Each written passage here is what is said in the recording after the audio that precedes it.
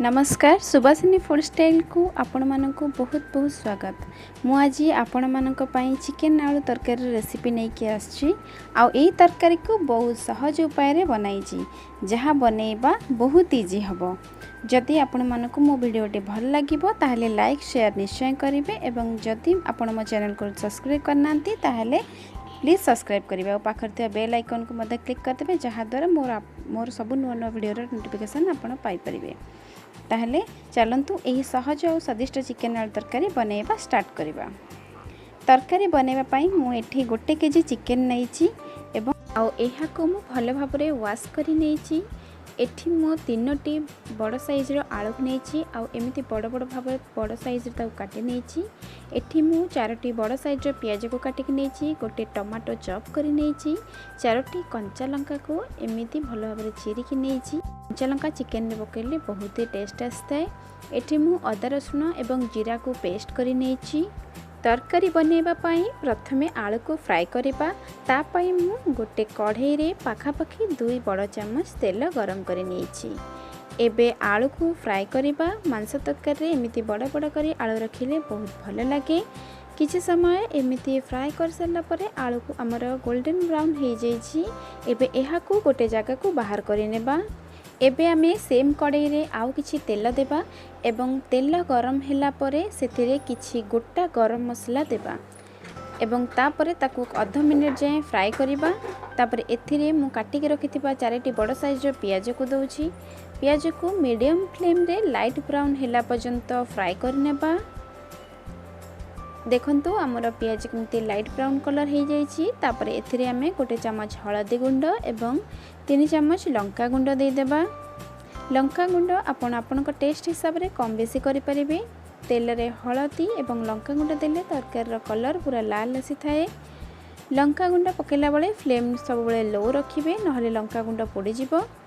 एबे एथिरे मु अदा रसुण और जीरा रो पेस्ट ऐड करिबी। मु एठी 3 चम्मच अदा रसुण पेस्ट ऐड करिछि। पेस्ट ऐड कला परे याकु टिके मिक्स करि देबे। तापरे सेथिरे अल्प टिके पानी ऐड करिवे, जहाँ द्वारा मसला पोड़िबो नाही।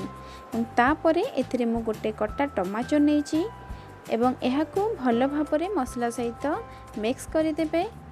तापरे एथिरे किछि लूण ऐड करिबा, जहाँ द्वारा मसला हमर जल्दी होई जिवो।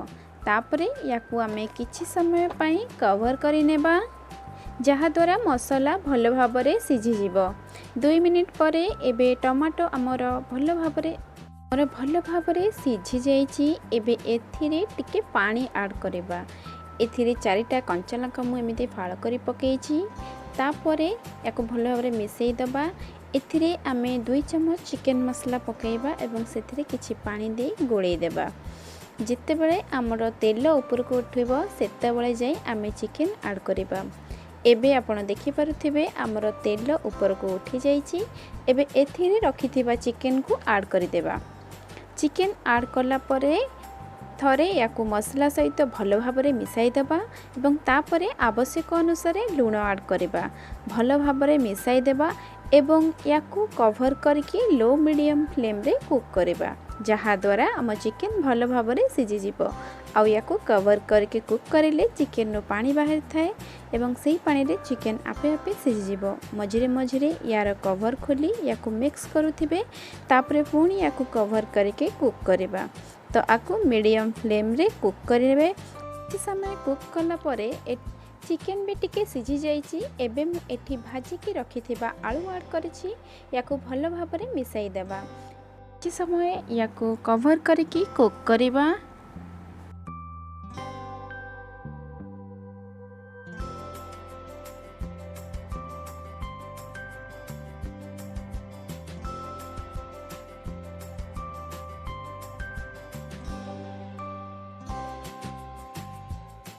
पे आलू मध्य आमर मसला सहित भल भाबरे मिसी जाइछि। एबे एथिरे ग्रेवी पाई पानी ऐड करिबा। आपन को जेतिके ग्रेवी दरकार से हिसाब रे पानी देबे।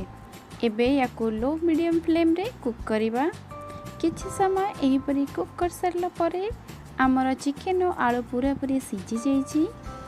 एबे एथिरे आमे किछि गरम मसला ऐड करिबा एवं तरकारी आमर एठी पूरा रेडी हो जाइछि सर्व करिबा पई। देखंतु केते लाल होईची आम तरकारी कलर।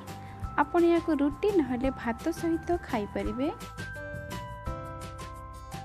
जदि मो भिडियोटी आपण मानक भल लगी ताहले प्लीज लाइक करंतु एवं निज सांग मानक सहित शेयर करंतु। रहुची नमस्कार।